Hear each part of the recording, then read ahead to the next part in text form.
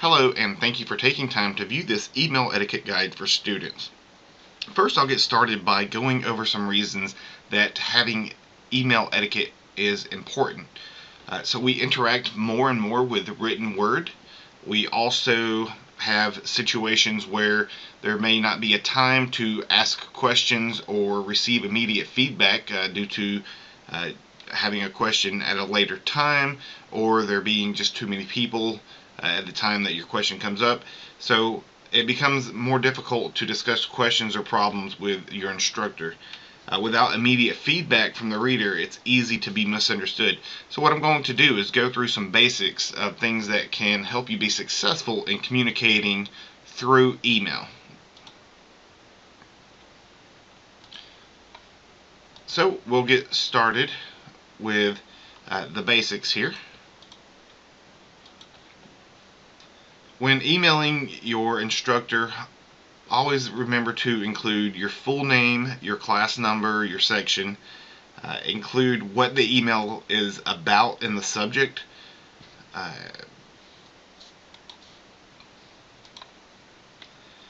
Think twice about whether or not the content of your email is appropriate for virtual correspondence. Once you hit send, the email is saved on servers and anyone may be able to read it. Sometimes if you're in a heated mood, a cooling off period may be appropriate. Try to keep emails brief, so one screen length is usually appropriate. Respond to emails within the same time span you would a phone call. So by that I mean within a day, maybe a day and a half. Check for spelling, punctuation, and grammar errors before clicking send. Not doing this can just send an unprofessional tone and just give the appearance that the message isn't of any importance to you, and so it can make your person that you're communicating with feel the same way. Use a professional font, not decorative. There's no need to add in all these superfluous graphics and backgrounds and stationery. So we've all had email for a while, so just do those things. So the next thing we want to talk about is tone. And when you're writing your emails, write in a positive tone. So instead of saying, if I don't do blah blah blah, say when I complete the assignment versus if I complete the assignment. Avoid using negative words when possible. So words that begin with like unnegotiable, or none, or nonsense, or X, or end with less, like this is useless or pointless. Those aren't great emails to send to your professor. Try to get your point across using more positive language, more positive tone. And it's appropriate with me personally for you to use some of the emoticons or emojis to help convey tone. So trying to joke within an email can be a tricky setting, so those can sometimes help do that for you.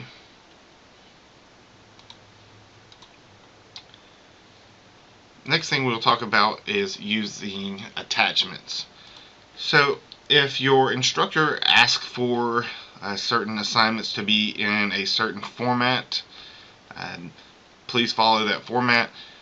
Also look at the size of the attachments. If it's going to be a very large file, sending it through email is not going to be your best method. So perhaps you want to find some file hosting service and send it that way. Make sure you include in the email the file name. Include the file in your email if you're asking a specific question about a file. So if you're asking a question about assignment 7 and you just say, I don't understand the second part, that's not really a very specific question.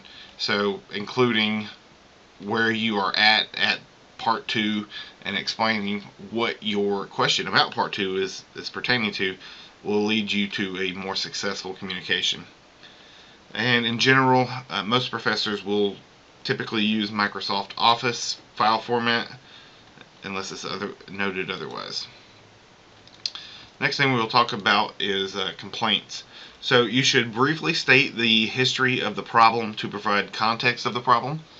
Explain the attempts that you have made to resolve a problem. Show why it is critical for the problem to be resolved by your reader, and offer suggestions on a way that you think it can be resolved or how you are willing to help in the matter. So don't just attack the reader of your email. Offer suggestions on how you can remedy this. And so the final thing that we will look at is sending good and bad types of emails, so good or bad topics. So things that would be appropriate to email your instructor would be if you have an easy question that can be answered in a paragraph or less, or you have an assignment that you are allowed to submit via email. Bad topics for email could be trying to turn in an assignment through email if your teacher has specified against it, which in my case, I extremely rarely will accept the attachments through email or assignments through email. It's a bad topic to bring up something that will require a long, continuous conversation that could take multiple days or weeks. For those types of things, you'll want to see your professor during office hours or schedule a phone call. If the conversation becomes heated, there's a large risk for misunderstanding. So in those instances, it's best to talk face to face. So just going through these 5 suggestions, you can have more effective and polite communication with your peers and with your instructor. So I hope this has been helpful for you, and thank you for viewing this. Bye-bye.